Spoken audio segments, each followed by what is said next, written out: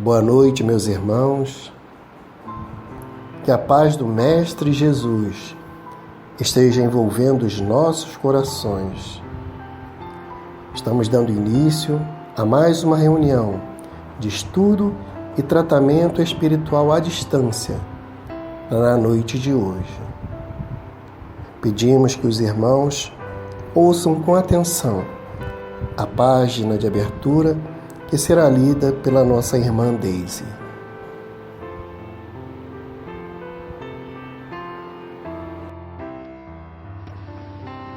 Do livro Segue-me, Francisco Cândido Xavier, pelo Espírito Emmanuel.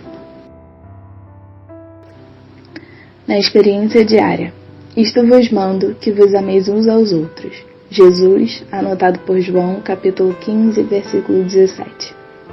Sem compaixão, o amor não entraria em parte alguma, a fim de cumprir a divina missão que a sabedoria da vida lhe atribui. É necessário, entretanto, que a compaixão se desloque do ambiente dos que sofrem para atingir também o círculo dos que fazem o sofrimento. Compadecer-te-ás dos que se afligem sobre o guante da penúria. Todavia, pedirás igualmente a Deus ilumine quantos se apaixonaram pelo supérfluo, esquecendo os que carecem do necessário. Estenderás as socorredoras mãos aos que tombam sob os golpes da delinquência. No entanto, solicitarás a misericórdia dos céus a benefício dos que promovem o crime, desconhecendo quanto lhes custará em aflições e lágrimas a noite de reparação a que se largaram, desprevenidos. Auxiliarás os expoliados que se viram desvalidos pela agressão moral de que foram vítimas. Contudo, exorarás o amparo do Senhor para quanto lhes armaram as ciladas de angústia, ignorando que articularam armadilhas de expiação contra si próprios. Enxugarás o pranto de todos os que choram, sob a provação de todas as procedências, mas não te esquecerás de orar em auxílio dos que estabelecem o desequilíbrio dos outros, porquanto eles todos acabarão reconhecendo que unicamente acumularam perturbação e conflito em desfavor deles mesmos. Em qualquer circunstância difícil, compadece-te e serve sempre, recordando que todos somos espíritos eternos e colheremos inevitavelmente os resultados de nossas próprias obras, e de que apenas o bem dissolve o mal, tanto quanto a treva tão só se extingue ante as bênçãos da luz. Bom, meus irmãos, após a leitura dessa página, que possamos nós, primeiramente, agradecer a Deus, agradecer a Jesus pelo dia de hoje, pelo amparo, pela proteção, pelo amor com que fomos envolvidos, Senhor. Te pedimos, bom e amado Mestre Jesus, que possamos nós continuar, Senhor, com os nossos pensamentos elevados, com os melhores sentimentos, para que possamos vibrar com carinho por todos os irmãos, Senhor, necessitados do Teu amor, necessitados da Tua luz, necessitados da Tua paz. Envolve, bom e amado Mestre Jesus. Envolve a cada familiar, parente, amigo, a cada irmão que esteja necessitando, nesse momento, da Tua misericórdia, do carinho e do amparo dos benfeitores amigos, Senhor. Que possamos, em um só pensamento, nessa noite, estarmos assim, unidos, para que possamos estudar juntos e logo após vibrarmos com muito carinho para que a Tua misericórdia seja para com todos os irmãos necessitados da Tua luz, da Tua paz, do Teu amor. Que possamos assim, bom e amado Mestre, darmos por iniciada a nossa reunião de estudo da noite de hoje e que tua paz permaneça em nossos corações. Muito obrigado. O estudo da noite de hoje será realizado pela nossa irmã Valéria Alves e tem como referência o Evangelho segundo o Espiritismo, no capítulo 12, dos itens de 1 a 4. Boa noite, meus irmãos. Sejamos todos bem-vindos. Que a paz de Jesus possa nos unir nesse instante, apesar do nosso distanciamento, num único propósito, o de estudar e compreender os ensinamentos do Cristo, para que nós possamos, munidos dessa ferramenta tão importante de aperfeiçoamento, seguir em busca do nosso aperfeiçoamento moral e espiritual. Que Jesus possa nos amparar e estar presente entre nós. Nós vamos iniciar o nosso estudo apresentando o nosso tema, que é amar e perdoar, medidas preventivas. A nossa referência está em o Evangelho segundo o Espiritismo, no capítulo 12, Amai os vossos inimigos, itens 1 a 4, que tem como subtítulo Retribuir o mal com o bem. Esse ensinamento foi descrito por Mateus no capítulo 5, versículos 43 a 47, isso no Novo Testamento, e também por Lucas, no capítulo 6, versículos 32 a 36. E nós vamos ler essas duas passagens que foram no Monte das Oliveiras, o que nós chamamos de Sermão do Monte. Ele também passou alguns ensinamentos, e dentre eles esse ensinamento que fala sobre amar os inimigos, que é, na verdade, o nosso grande desafio para os dias de hoje, né? Na verdade, a gente, quando começa a estudar sobre esse assunto, a gente percebe que ainda existe uma grande dificuldade em nós de colocar em prática esse ensinamento. E o melhor é que a gente pode voltar a ele através do Evangelho segundo o Espiritismo, e tentar compreender o que Jesus quis dizer com essas palavras, para que nós possamos realmente colocá-la em prática no nosso dia a dia. E isso, no momento em que nós estamos vivendo, se faz fundamental.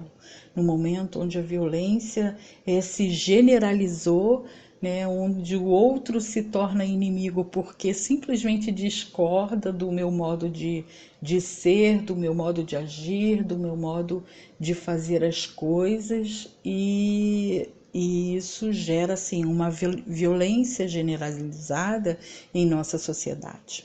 Então, que a gente possa compreender, né, para que a gente possa também praticar esses ensinamentos. O item 1, ele fala assim: aprendestes que foi dito, amareis o vosso próximo e odiareis os vossos inimigos. Eu, porém, vos digo, amai os vossos inimigos, fazei o bem aos que vos odeiam e orai pelos que vos perseguem e caluniam, a fim de serdes filhos do vosso Pai que está nos céus, e que faz se levante o sol para os bons e para os maus, e que chova sobre os justos e os injustos. Porque se só amardes os que vos amam, qual será a vossa recompensa? Não procedem assim também os publicanos? Se apenas os vossos irmãos saudardes, que é o que com isso fazeis mais do que os outros? Não fazem outro tanto os pagãos?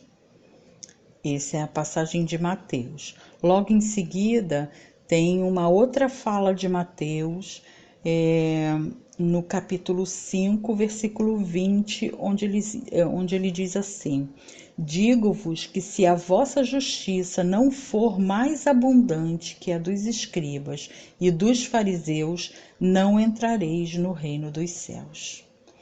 E é interessante a gente ler esse ensinamento, porque a gente percebe que Jesus, na verdade, estabelece uma mudança logo no início, né? Ele estabelece uma mudança no modo de proceder com relação a esse assunto de amar o inimigo, né? Ele diz assim, aprendestes que foi dito anteriormente, né? Amareis o vosso próximo e odiareis os vossos inimigos. E depois ele afirma, eu, porém, vos digo, amai os vossos inimigos, fazei o bem aos que vos odeiam e orai pelos que vos perseguem e caluniam. Então, a gente percebe que houve uma mudança aí de paradigma, né? Jesus estabelece que aquela lei antiga não é mais válida. A partir daquele momento, o que vai valer é exatamente o contrário. E é bastante interessante que mais à frente ele estabelece que existe uma recompensa e existe também uma pena para essas atitudes, né? A recompensa para aquele que cumpre o ensinamento conforme ele estava estabelecendo a partir daquele momento, era que aquele que o cumprisse seria considerado filho de Deus. E mais a seguir, no outro capítulo, no outro versículo, ele já diz que se a vossa justiça não for mais abundante que a dos escribas e dos fariseus, não entrareis no reino dos céus. Então, aquele que cumpre o mandamento, conforme ele estava estabelecendo naquele momento, seria considerado filho de Deus. E aquele que não cumpre esses ensinamentos, conforme a lei de justiça, não entrará no reino dos céus.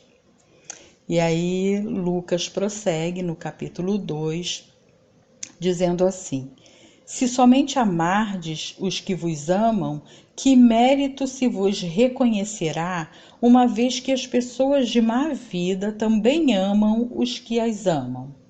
Se o bem somente fizerdes aos que vô-lo fazem, que mérito se vos reconhecerá, dado que o mesmo faz a gente de má vida? Se só emprestardes àqueles de quem possais esperar o mesmo favor, que mérito se vos reconhecerá quando as pessoas de má vida se entreajudam dessa maneira, para oferir a mesma vantagem? Pelo que vos toca, amai os vossos inimigos, fazei bem a todos e auxiliai sem esperar coisa alguma.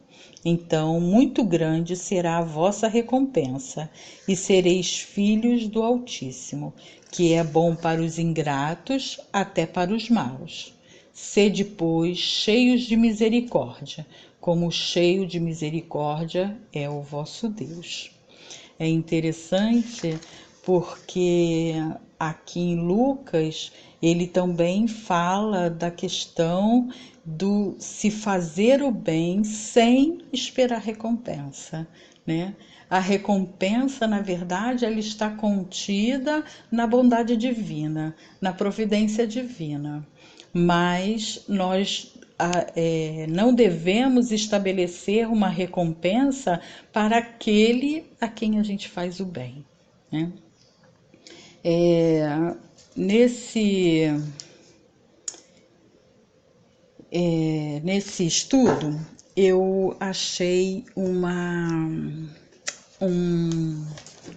discurso de Martin Luther King, que foi um ativista norte-americano que lutou contra a discriminação racial e tornou-se, por isso, um dos mais importantes líderes dos movimentos pelos direitos civis dos negros nos Estados Unidos, inclusive recebendo o Prêmio Nobel da Paz em 1964. Martin Luther King, além de ativista, ele também era pastor da Igreja Batista. E, em determinado momento, ele cita esse discurso, e é interessante assim para nós a visão que ele tem desse ensinamento. Esse ensinamento, ao longo da nossa história, ele foi tido assim como uma utopia, como algo que foi falado por Jesus, foi proposto por Jesus, mas que não tinha como ser cumprido, né? Porque a gente considera impossível, e ainda nos dias de hoje a gente encontra essa dificuldade de cumprir com esse ensinamento. E o que faz com que a gente tenha essa dificuldade? É o nosso orgulho, o nosso egoísmo. No item 3 da nossa referência, o texto começa assim: se o amor do próximo constitui o princípio da caridade, amar os inimigos é a mais sublime aplicação deste princípio, porquanto a posse de tal virtude representa uma das maiores vitórias alcançadas contra o egoísmo e o orgulho.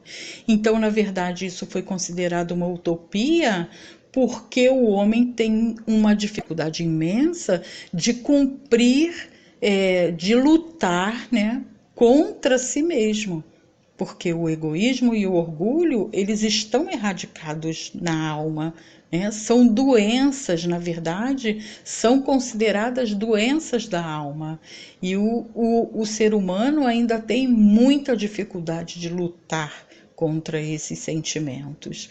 E Luther King, ele faz no discurso dele, ele fala sobre, estabelece critérios para que a gente consiga assim, fazer esse processo de renovação em nós mesmos, a fim de que a gente consiga cumprir com esses ensinamentos.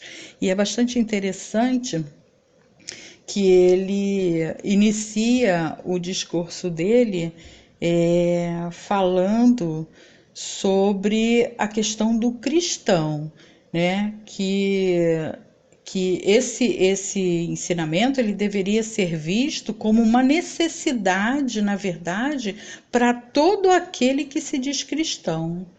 E nos dias de hoje, nós podemos perceber a importância de seu cumprimento a fim de adentrarmos o reino dos céus, como foi a promessa de Jesus lá atrás, né? De que se nós agíssemos como a justiça de Deus manda e cumpríssemos com esse ensinamento, nós entraríamos no reino dos céus e seríamos considerados filhos de Deus. Então ele já começa o discurso falando sobre isso, que isso deveria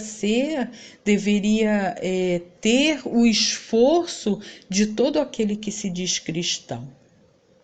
E ele começa expondo assim 3 maneiras de se começar esse processo de mudança em nós mesmos, né?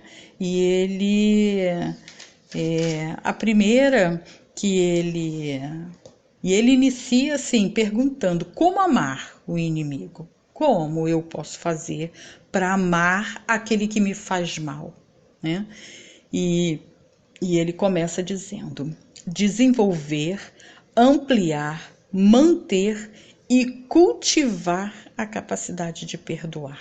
Na verdade, é um processo de educação íntima, né? É o meu processo de educação. Eu não vou aplicar nenhuma regra ao outro, porque, na verdade, eu sou responsável pelas minhas atitudes. Cada um o é pela sua. Então, eu não tenho que aplicar regras ao outro. Eu começo já aplicando uma regra a mim, né? De desenvolver, ampliar, manter e cultivar a capacidade de perdoar. E ele diz: aquele que não perdoa não pode amar. Quando dizemos perdoar, não podemos estabelecer condições que nos afastam de cumprir a proposta de perdoar. Dizemos, eu perdoo, mas não quero te ver, né? Nós agimos dessa forma. Eu te perdoo, mas eu não quero ver nem pintado, assim que a gente fala. Ou então, eu perdoo, mas eu não vou esquecer. Então, na verdade, a gente estabelece já um critério, né? Se eu posso até perdoar, mas eu não quero ver um indivíduo nem pintado, mas também não vou esquecer. E, na verdade, esquecer a ofensa não é esquecer o que aconteceu, né? Na verdade, esquecer é não guardar mágoa e o rancor em torno do que aconteceu. E aí, porque quando a gente faz isso, a gente acaba criando uma barreira para uma reconciliação, né? Ele diz que perdoar é criar, estabelecer um modo de reconciliação. Perdoar é reconciliar na visão de Martin Luther King. Então, e ele diz assim, que o perdão é um catalisador que vai modificar a reação negativa que possa provocar uma vingança. Então, na visão dele, eu devo estabelecer em mim algumas regras, né, alguns aprendizados que vão fazer com que eu consiga perdoar a princípio, eu consiga perdoar no sentido de que eu não vou guardar mágoas daquele indivíduo, eu não vou criar uma barreira que possa dificultar a minha reconciliação com ele, né? Promovendo assim o perdão daquela ofensa. E é interessante que Jesus, ele fala da questão do perdão em outro ensinamento, quando ele se refere ao perdão das ofensas, ele diz que nós devemos perdoar o nosso inimigo enquanto nós estamos no caminho com ele. E por que será que Jesus falou isso? Por que devemos perdoar enquanto estamos no caminho? O que ele quis dizer com isso? E aí, quando nós estudamos o Espiritismo, nós aprendemos que somos espíritos imortais e estamos em processo de aperfeiçoamento moral e intelectual constante, através de uma longa caminhada que se intercala entre o plano físico e o plano espiritual.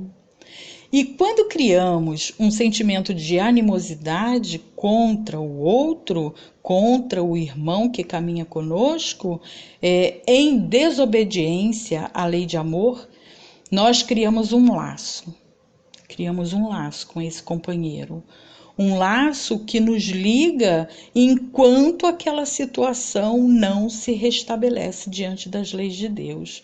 Enquanto não restabelecemos com ele os laços de união e fraternidade. Esse vínculo ele não se desfaz. E aí, por que enquanto estamos no caminho? Se nós somos espíritos imortais, a nossa caminhada é por tempo indeterminado. Enquanto estamos no processo de aprendizagem, nós estaremos caminhando. Esse é o nosso caminho em busca de aperfeiçoamento. E isso se dá ora no plano físico, ora no plano espiritual. E quando criamos o vínculo com esse companheiro, ele vai estar no caminho conosco. E nós entendemos muito bem isso quando nós falamos sobre lei de reencarnação e sobre lei de causa e efeito, e que estamos sujeitos a reencarnar com o indivíduo com quem nós não temos laços de amor.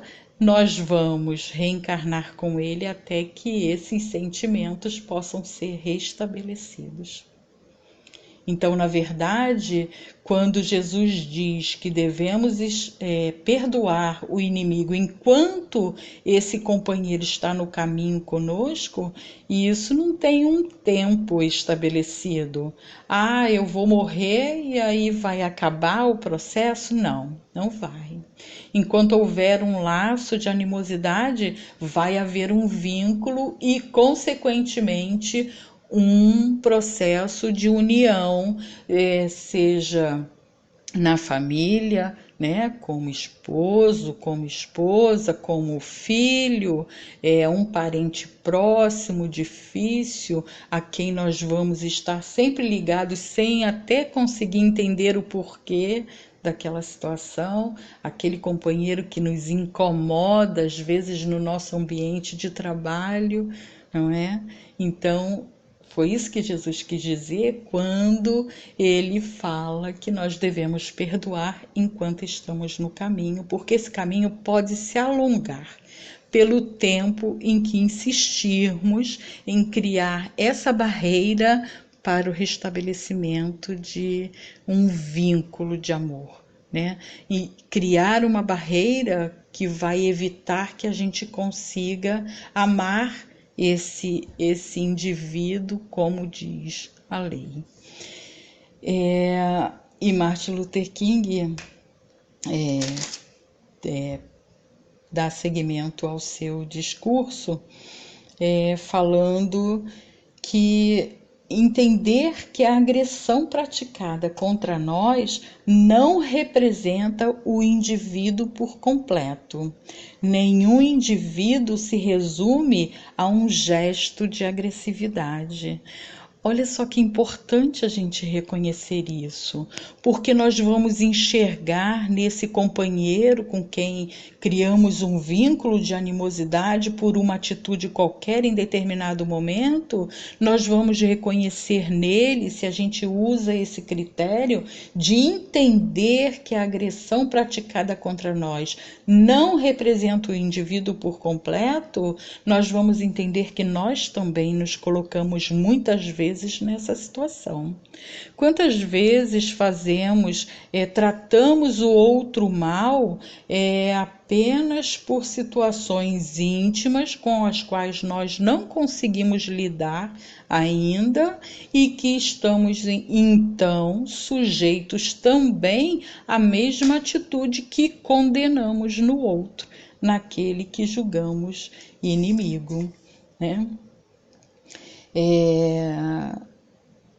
É interessante que tem uma fala de Emmanuel, eu não me lembro em que livro, se não me engano, Caminho, Verdade e Vida, tem uma lição de Emmanuel onde ele diz que para aqueles que já foram banhados pelo entendimento evangélico, perdão e esquecimento devem caminhar juntos. Então, se eu perdoo, eu devo automaticamente não esquecer no sentido, não vou nunca mais lembrar disso, mas esquecer no sentido de que aquilo não vai se tornar um obstáculo para a minha reconciliação com aquele companheiro. Não é esquecer, porque a gente ouve frases do tipo, eu não tenho amnésia, esquece quem tem amnésia, né? Mas esquecer no sentido de que a lembrança daquilo não vai ser um obstáculo para a minha reconciliação. E reconhecendo que esse indivíduo, ele tem atitudes como as minhas, né? Eu também sou passível de agir de forma equivocada um momento ou outro com um companheiro, criando uma situação difícil, né? Criando uma inimizade. E Martin Luther King fala, existe algo de esquizofrênico em cada um de nós, que divide a nossa própria personalidade e se torna uma guerra civil persistente dentro de nossas vidas. Então, somos indivíduos que estamos em guerra, entre aspas, né, conosco mesmo, e que às vezes elas desencadeiam verdadeiras catástrofes na nossa vida, né, no dia a dia. Por isso que ele fala de guerra civil, né, uma guerra civil persistente, porque nós ainda não somos sujeitos equilibrados, né? E isso é característica de cada um de nós. Tratamos o outro de acordo com o meu sentimento, né? É o que eu sinto que vai fazer a diferença. Ainda que esse sentimento não tenha relação com o indivíduo que está diante de mim. Às vezes o sentimento é com outra situação e aquele indivíduo se aproxima, é o que costumamos chamar de estar na hora errada, né? No momento errado. O indivíduo se aproxima de nós em determinado momento e nós o tratamos mal por conta de um sentimento que não tem nada a ver com ele, né? Entender que o outro é como eu, um filho de Deus em construção, tem também como eu valores em construção. Isso é fundamental compreender.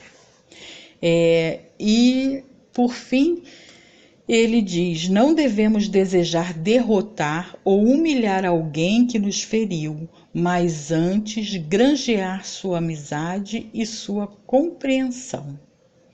Todas as palavras ou gestos devem contribuir para um entendimento com o inimigo e para abrir os vastos reservatórios onde a boa vontade está retida pelas paredes impenetráveis do ódio. Então, não há outro meio de vencer um inimigo se não convertê-lo em amigo. E assim, isso vai servir para a nossa segurança, né? Para a facilidade que a gente vai encontrar em continuar a nossa caminhada, nos vencendo em outros quesitos também que não esse. Então, o perdão, ele deve ser, na verdade, um dos primeiros aprendizados que o indivíduo deve ter na vida, né? Se a gente soubesse da importância dele e do quanto ele pode nos trazer felicidade no nosso caminhar, seria o ensinamento pelo qual nós nos apressaríamos bastante no nosso processo de aperfeiçoamento.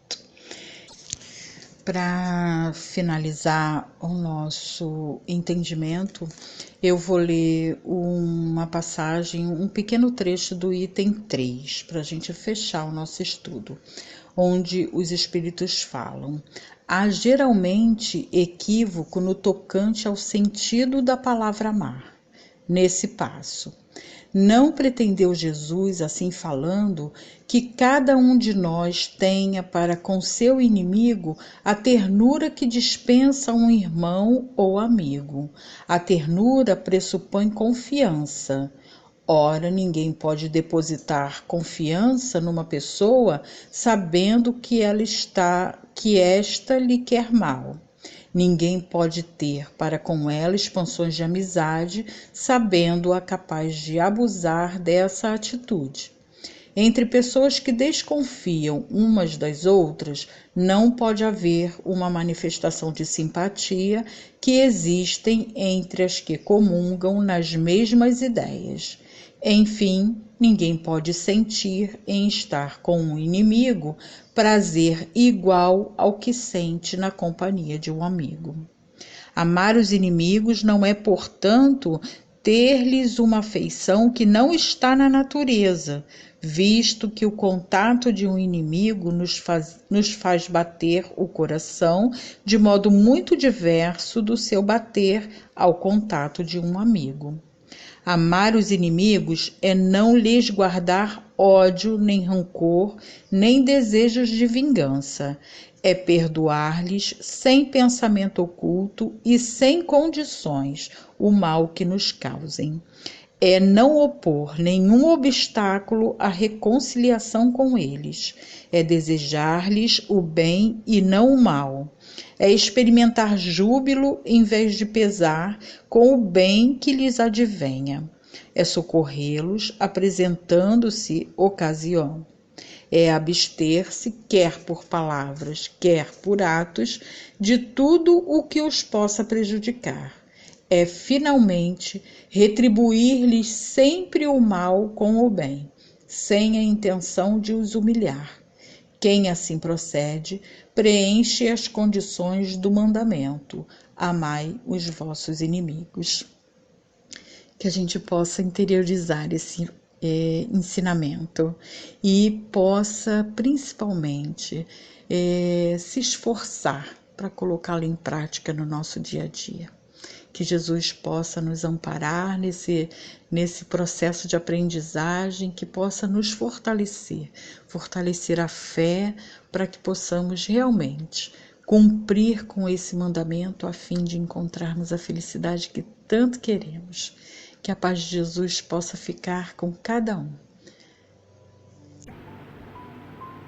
Bom, meus irmãos, agradecidos por esse momento de estudo e reflexão, nós pedimos ao Mestre Jesus que nos ajude mais uma vez, para que possamos passar assim para a segunda fase do tratamento espiritual da noite de hoje, unindo os nossos pensamentos, os nossos sentimentos, pedindo aos benfeitores amigos para que possamos todos estarmos unidos, vibrando, Senhor, vibrando com carinho, vibrando com amor, para que todos os irmãos que estejam necessitados nesse momento, que estejam em tratamento espiritual, os irmãos que foram citados em nossos grupos de WhatsApp, necessitados, Senhor, do carinho, do amparo, das energias benéficas do Mestre Jesus. Possamos nós, Senhor, unidos em um só pensamento, estarmos assim, envolvendo a todos os irmãos com as vibrações que vêm através do Mestre querido, irmãos que passam por problemas psicológicos, emocionais, irmãos que passam por dificuldades devido ao problema da pandemia, irmãos que passaram por plano espiritual e estão necessitados do amparo e da assistência dos benfeitores amados, Senhor. Que possamos assim, com os pensamentos unidos, estarmos vibrando com carinho, para que todos sejam atendidos, todos sejam socorridos nas suas necessidades, Senhor.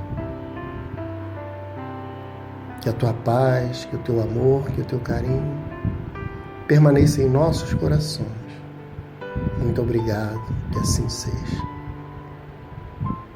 Meus irmãos, agora vamos nos manter em vibrações, os tarefeiros, os trabalhadores da casa, e pedimos que se mantenham em vibrações até o final da música, até a música terminar. Que a paz de Jesus esteja em nossos corações e que tenhamos todos uma excelente noite. Muita paz a todos.